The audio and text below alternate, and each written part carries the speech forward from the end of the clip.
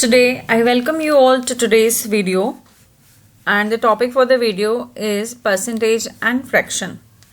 So, as soon as you heard the name of percentage, you just remember one thing. When you score marks in your school and everybody asks you that what's your percentage? This is the basic thing that everybody asks.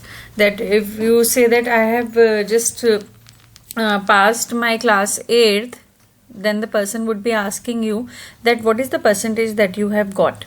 So the basic formula to calculate the percentage, as you all know, is the marks that you have obtained divided by maximum marks. Maximum marks means here how much marks you have scored the marks, and that is multiplied by 100, and that gives you percentage. So this is how the percentage is calculated. But in daily life, this is how you are not going to calculate the percentage. Suppose if anybody is asking you that if you are taking some loan, or somebody is taking some loan, and they ask you about the interest, that at how much interest you have that taken the loan. So you will be asked the interest. That interest is also calculated in percent. जैसे आपने पढ़ा ही होगा rate of interest in school में कि interest का rate क्या है, एक साल में आप कितने % इंटरेस्ट दे रहे हैं. ठीक है, तो ये सब चीज़ें जो है आप हमेशा तो पेन पेपर लेकर के नहीं घूमेंगे. You have to calculate it mentally. So today आज हम स्टार्ट करने वाले हैं परसेंटेज को, और हम कुछ ट्रिक्स सीखेंगे जिनके थ्रू हम परसेंटेज को इजीली कैलकुलेट कर पाएंगे. Okay, so first of all I will start with percentage and fraction. उनके बीच में एक छोटा सा रिलेशन होता है. जैसे कि जो मेरी ट्रिक है उसके according I am telling you, किसी भी चीज़ का जो परसेंटेज होता है हम उसको 100 से ही मल्टीप्लाई कर लेते हैं. तो चलिए 100 को ही ले लेते हैं कि हम 100 को इसका बेस मान लेते हैं. और जो फ्रैक्शन होता है, फ्रैक्शन भी किसी से स्टार्ट होता है 1/2, 1/4 एंड सो ऑन ना. तो बट बेस फॉर्म क्या होती है इसकी? 1 होती है. 1/1 ही होता है. 1 is numerator here and this 1 is denominator here. Okay, so इसको हम क्या मान लेते हैं? इसका बेस मान लेते हैं हम 1. तो फ्रैक्शन का बेस हमने माना 1 और परसेंटेज का बेस माना हमने 100. जैसे कि अगर मुझे किसी भी परसेंटेज को अगर चेंज करना है फ्रैक्शन में, तो मैं क्या करूंगी? I will divide it by 100. I will divide it by 100. जैसे कि if I take the example, मैंने लिया 20%. अगर 20% को मुझे फ्रैक्शन में चेंज करना है तो what I will do? I will divide it by 100. Okay, ये कैंसिल हो गया. ये कितना आ गया? 5. That is 1/5. तो 20% को फ्रैक्शन में हम क्या बोल देते हैं? 1/5. ये कुछ जो फॉर्म्स है ना, ये आपको लर्न करनी पड़ेंगी. That 20% is actually 1/5. Similarly we can take another one. अगर हम एग्जाम्पल लेते हैं 50% का, 50% का तो वैसे भी कैलकुलेट किए नहीं, आप लोग बोल देंगे क्या हो जाएगा? हाफ. बट ये एक्चुअली आ कहाँ से रहा है? 50 को जब हमने 100 से डिवाइड किया. सिमिलरली 75% का क्या हो जाएगा? 75% again we are dividing by 100, तो it will come 3/4. This is how the percentage is calculated into fraction. तो ये बेसिक चीजें हैं जो आपको ध्यान में रखनी पड़ेंगी. इसका एक चार्ट हम लोग पढ़ेंगे, या आप खुद से भी बना सकते हो उस चार्ट को. उसमें आप क्या करोगे? जो बेसिक परसेंटेजेस है उनको हम जो यूज करते हैं उनका एक चार्ट बना लेते हैं. जैसे 20% का क्या हो गया? 1/4. अब हमेशा तो 100 से डिवाइड नहीं करेंगे ना, तो will remember it. 20% is actually 1/4 and 50% is actually 1/2 and similarly 75% is 3/4 and so on. So एक रिलेशन है यहाँ पर परसेंटेज और फ्रैक्शन में, जो कि डिपेंड कर रहा है किसके ऊपर? 100 के ऊपर. अगर आप डिवाइड कर देते हो तो वो किस में चेंज हो रहा है? परसेंटेज फ्रैक्शन में. और इसका उल्टा भी चलता है. ठीक है, इसका उल्टा कैसे चलता है? ये है आपके पास परसेंटेज और ये है क्या? फ्रैक्शन. तो अगर आपको परसेंटेज से जाना है फ्रैक्शन के पास, तो हम क्या कर रहे थे? 100 से डिवाइड. लेकिन अगर मुझे फ्रैक्शन से परसेंटेज के पास जाना है तो I will multiply it by 100. I'll give you example like fraction. If I have taken 1/5 and if I am multiplying it by 100, so we'll get 20%.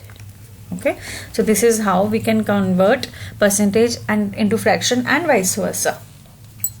जैसे परसेंटेज जो होता है, जो परसेंटेज का टोटल हमने जो बेस फॉर्म लिया वो क्या लिया हमने 100%, है ना. 100% को अगर दो पार्ट्स में आप ब्रेक कर देते हो तो ये क्या हो जाता है 50% और ये 50%, और 50% को भी दो पार्ट में हम ब्रेक कर देते हैं तो क्या हो जाता है 25%, और सिमिलरली इसका भी ऐसे हो जाएगा. तो परसेंटेज का जो बेस फॉर्म है वो क्या है 100 है, और उसको हम जो डिवीजन कर रहे हैं किस तरीके से कर रहे हैं, हमने 4 डिवीजन कर दिया एक्चुअली उसके, है ना. 25 के 4 डिवीजन और 50 के 2. तो इस तरीके से आप इसके डिवीजन भी लर्न कर सकते हो, है ना, कि इसके कितने कितने डिवीजन हो रहे हैं. तो हमें बार बार जो है उस चीज़ को रिकॉल नहीं करना पड़ेगा या कैलकुलेट नहीं करना पड़ेगा, हम डायरेक्टली उस चीज़ को कर पाएंगे. सिमिलरली फ्रैक्शन का भी जो बेस फॉर्म है वो क्या लिया हमने 1 लिया. 1 को आप डिवाइड कर रहे हो, हाफ एंड हाफ में हो गया, है ना, और हाफ को भी डिवाइड करोगे और ज़्यादा डिवाइड करोगे. हाफ के अगर 2 टुकड़े करने हैं तो हम क्या कर देंगे 1/4 हो जाएगा. 1/4 हो जाएगा. कैसे हो रहा है, हम हाफ को भी डिवाइड कर रहे हैं, ठीक है, इसके भी पोर्शन हो रहा है. तो आप 1/2 से ही इसको डिवाइड कर रहे होंगे तो इट विल बिकम 1/4. ठीक है, not dividing here actually, we are multiplying it, sorry, we are multiplying it half into half, that is becoming 1/4 and so on. इस तरीके से हम डिवीजन ले सकते हैं. तो बेस फॉर्म है 1 और उसको डिवीजन करने तो आधा करेंगे तो हाफ हो जाएगा, और ज़्यादा कम करेंगे तो 1/4 हो जाएगा, और करेंगे तो 1/8 हो जाएगा, 1/16 एंड सो ऑन. चलिए अब इसके कुछ कॉन्सेप्ट्स पर आते हैं. जैसे इसका जो पहला कॉन्सेप्ट है बहुत इंपॉर्टेंट कॉन्सेप्ट है, that is concept of magnitude. Concept of magnitude formula अगर मैं इसका आपको बताऊं तो that is A% of B is equal to B% of A. Okay, अब इसका क्या होगा, कैसे हुआ, एग्जाम्पल से आप ज़्यादा अच्छे से समझ पाएंगे. जैसे अगर मैं इसका एग्जाम्पल लेती हूँ तो 25% of 100 is equal to 100% of 25. चलिए कैलकुलेट करते हैं. 25% ऑफ 100, 25% ऑफ 100, तो 25/100 होगा, मल्टीप्लाइड बाय 100 कितना आ रहा है 25 इज इक्वल टू 100% ऑफ 25. ये ऑफ का मतलब क्या होता है, आप अपॉन में 100 लगा देते हो, है ना. 100/100 इंटू 25, तो ये कितना हो गया 25. तो left hand side actually is here equal to right hand side. तो you should remember this thing that A% of B is actually equal to B% of A. ये जो है आपस में दोनों बराबर होते हैं. जैसे कि इसके अगर मैं कुछ और एग्जाम्पल लेती हूँ, अगर मैं बोलूँ 50% ऑफ 100 तो वो किसके इक्वल हो जाएगा 100% ऑफ 50 के. ये दोनों चीज़ें इक्वल हैं. ये चीज़ हमने पहले ही शायद नहीं पढ़ी होगी आप लोगों ने, but I am clearing you with this thing कि मतलब ये वाइस वर्सा भी चलता है दोनों तरफ से, कि अगर 50% है 100 का तो 100% जो है वो 50 का भी होगा.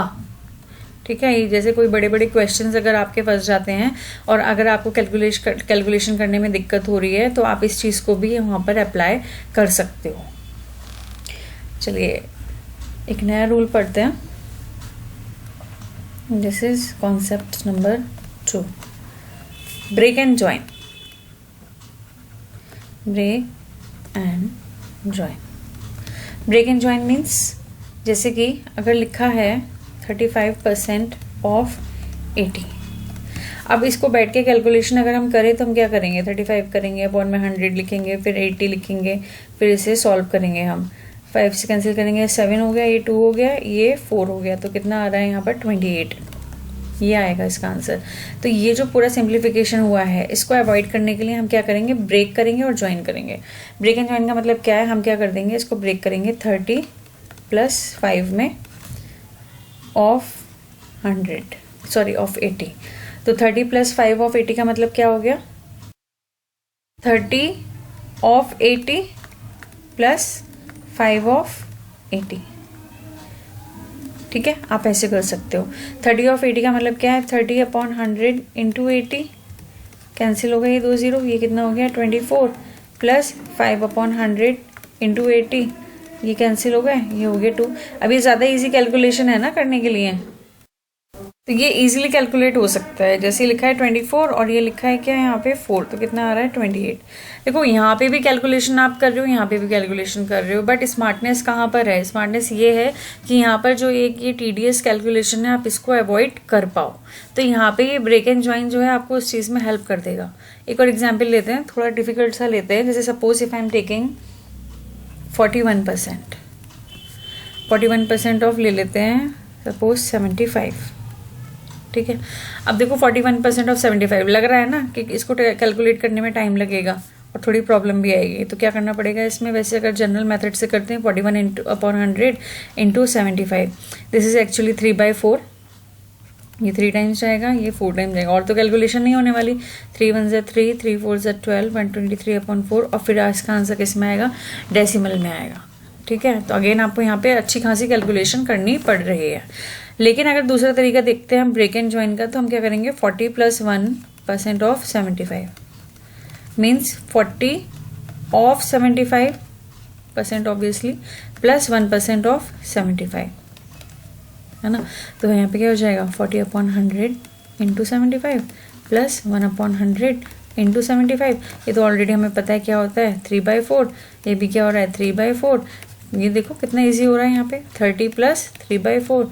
ये तो डायरेक्ट कैलकुलेशन हो रही है आपकी। कितना आ जाएगा? 123/4, और यहाँ पे आप इसको डेसिमल में कैलकुलेट कर सकते हो। Other than that what you can also do here, ये 4/3 को आप कर लीजिए, सॉरी 3/4 को आप कर सकते हैं। डेसिमल 0.7 आ रहा है ना, तो 30 + 0.7 तो कितना हो गया? 30.7, इस तरीके से। तो है ना ये इजी तरीका आपके पास। सो आई होप आपको ये दोनों कॉन्सेप्ट समझ में आ गए होंगे, ठीक है। So this is it, have a good day.